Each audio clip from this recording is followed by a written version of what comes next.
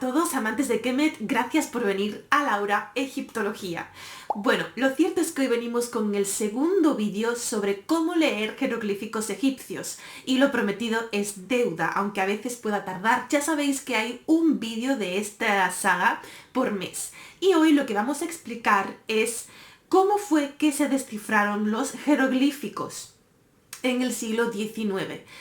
Pero lo cierto es que no os preocupéis, durante esta saga vais a aprender a traducir vosotros mismos textos egipcios de egipcio medio o clásico a través del sistema de escritura jeroglífico, como ya sabéis, pero alguno de vosotros me habéis preguntado alguna vez que cómo se descifraron los jeroglíficos, cómo se consiguieron descifrar. Así que ese va a ser el tema de hoy. Me voy a poner las gafas porque así puedo seguir mis notas claramente sin tener que confundirme. Vamos a hablar entonces de tres precedentes que, digamos como precedentes que son, estuvieron antes del siglo XIX, antes del desciframiento de la piedra Rosetta, como todos conocemos y de la que hablaremos un poco más adelante. Para ello tenemos que conocer que en 1636 Athanasius Kircher tuvo una especie de inspiración. Este señor, ya en el siglo XVII, basándose en los obeliscos de Roma, se le ocurrió que a lo mejor el egipcio antiguo era un estadio anterior del copto. El copto, como ya dije en el vídeo anterior, es el idioma litúrgico hoy en día de la iglesia cristiana egipcia copta. Después de Athanasius Kircher hay otra persona que también tiene una inspiración. Esto ocurre en el 1761 por parte del abad Bartolomeo o Bartolomé. Este señor se le ocurrió que a lo mejor esos cuadritos que llamamos cartuchos que tienen dentro unos jeroglíficos podría referirse al nombre de algún rey o de algún dios. Y la verdad es que luego se demostró que estaba en lo cierto, pero cuando este señor intentó traducirlo no tuvo mucho éxito. En el 1797 hubo un señor danés, voy a intentar decir el nombre, aunque si me equivoco os pido disculpas porque no sé pronunciar danés. No lo sé, lo vais a tener escrito aquí, de todas maneras. Este señor se le ocurrió, tuvo otra inspiración divina y se le ocurrió que los elementos jeroglíficos podrían tener algún tipo de significación fonética, es decir, que podrían representar sonidos y no conceptos abstractos y simbólicos. Pero lo cierto es que todas estas tres inspiraciones de estos tres señores estaban inmersos en un montón de malentendidos.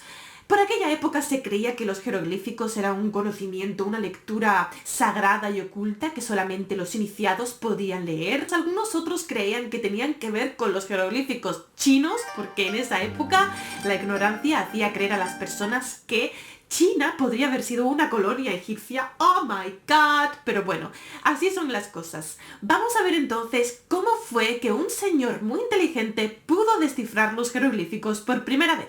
Bueno, lo cierto es que la respuesta estaba en una evidencia, en un objeto arqueológico, en la piedra Rosetta que hoy todos podemos ver y apreciar en el British Museum de Londres. Esta piedra tiene tres inscripciones que vienen a decir lo mismo, pero en tres lenguas diferentes y en tres sistemas de escritura. Por un lado, lo podemos encontrar escrito en demótico, por otro lado también está en griego y por otro lado también está en egipcio. Así que esto supuso una manera de, bueno, si conocías el griego antiguo, a lo mejor podrías intentar leer el demótico, podrías intentar leer el jeroglífico. Así que con el estudio de esta interesante piedra, muchos eruditos e intelectuales de la época consiguieron aislar signos que eran, o P, por ejemplo, un sonido concreto como puede ser nuestra P o como puede ser la T, pero nadie conseguía descifrarlo realmente y nadie conseguía saber lo que decía. Pero después de toda esta gente que intentaba aprender, estudiar, poder intentar descifrar esa escritura imposible, resulta que había un muchachillo francés que, os voy a decir, controlaba el latín, el griego, el árabe, el hebreo, el sirio y el caldeo. Pero al mismo tiempo este señor era un rebelde y no le gustaba la educación del sistema francés de esa época, que te obligaban a estudiar matemáticas y prepararte en el ámbito militar. Él era un muchachillo un poquito débil y no le interesaba el ámbito militar. Él lo que quería era estudiar lenguas antiguas y las matemáticas las odiaba completamente. Así que este señor estuvo estudiando durante mucho tiempo gracias a su hermano, en casa, en privado y con tutores que le enseñaban lenguas antiguas. Pero llegó un punto en su vida en que tuvo que meterse en el sistema de gobierno, de estudio. Ahí aguantó durante unos años, pero estudiaba en privado lenguas antiguas. Así, en privado y en su casa, estudiaba, además de todas las lenguas que os he dicho antes, el copto, el italiano, el inglés y el alemán. Durante esta época ya él se intentaba preocupar por el estudio de los antiguos egipcios y sobre todo de descifrar los jeroglíficos.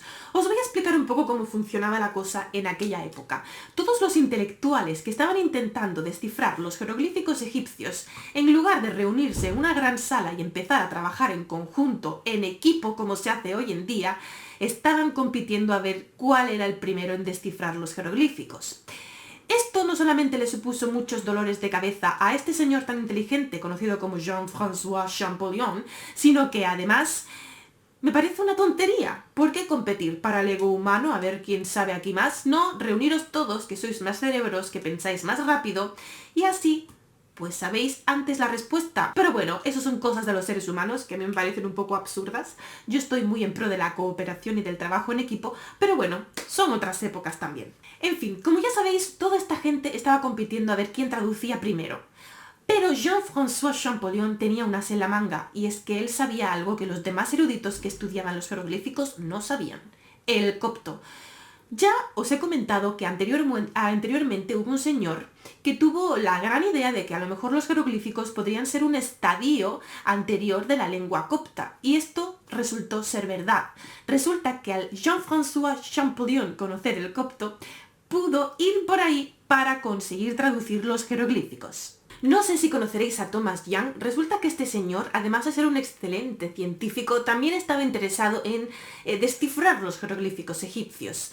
Bueno, pues él mismo consiguió aislar 40 signos que representaban un sonido y además los publicó. Jean-François Champollion utilizó esta lista de 40 signos para intentar comprender los jeroglíficos egipcios, aunque lo cierto es que estuvo corrigiendo algunas cosas. Al poco tiempo fue que Jean-François Champollion se dio cuenta de cómo funcionaba, por fin se dio cuenta de cómo funcionaban los jeroglíficos egipcios. Resulta que él utilizó también para apoyarse los textos de las copias de los textos de las inscripciones de las paredes del hermosísimo templo de Ramsés II en Abu Simbel. Aquí él estuvo fijándose en los cartuchos y se dio cuenta de que los jeroglíficos egipcios no son ni totalmente fonéticos o alfabéticos, ni totalmente ideográficos o simbólicos, sino que es una especie de mezcla. Tenía algunos signos que representaban varios fonemas, mientras que también tenía determinativos, que son, como ya os explicaré en el siguiente vídeo, un tipo de signo que designa un concepto entero. Es como si, por ejemplo, a la palabra casa, después de escribirla, le pones un dibujito de una casa para aclarar que es una casa. O a la palabra vino, que también puede ser del verbo venir o del vino de beber, le pones una botellita dibujada al final de la palabra para aclarar que te refieres a la bebida. Esto es un ejemplo, ya hablaremos más de ello extendidamente en el siguiente vídeo, en la tercera entrega, el mes que viene. Pero bueno, él se dio cuenta por fin de que funcionaba así y de que era un sistema mucho más complejo de lo que todo el mundo se imaginaba. Entonces llegó el momento. Gracias a esto que descubrió, Jean-François se dio cuenta de que pudo traducir los jeroglíficos de los cartuchos que estaban escritos en el templo de Abu Simbel. Y que además supo que era así porque correspondía con los nombres egipcios que estaban escritos en los textos griegos antiguos, como Ramsés o Tutmosis. ¡Eureka! Así se fue corriendo hasta el despacho de su hermano y gritó: ¡Lo tengo! Luego se desplomó en el suelo y cayó desmayado. Imaginaos qué emoción poder descifrar y traducir por primera vez una lengua que era como indescifrable para muchísima gente, bueno, para todo el planeta entero, y que por fin él consiguiera traducirlo. En fin, ya espero que haya quedado claro. Hoy la verdad es que he intentado hacerlo lo más pues divertido posible, pero bueno, en fin, espero que hayáis comprendido toda esta historia, que os haya gustado. En el próximo vídeo, en el próximo mes, tercera entrega, ya por fin vamos a estudiar qué es la transliteración, qué tipos de signos encontramos en los jeroglíficos egipcios, del egipcio medio clásico, y algunas cositas para ya introducirnos en la lengua egipcia en sí. Ya me quito las gafas para despedirme. Muchas gracias por llegar al final, si es que habéis llegado hasta aquí. Un beso muy grande a todos y nos vemos el viernes con un rincón aparte. Irek Herunefer.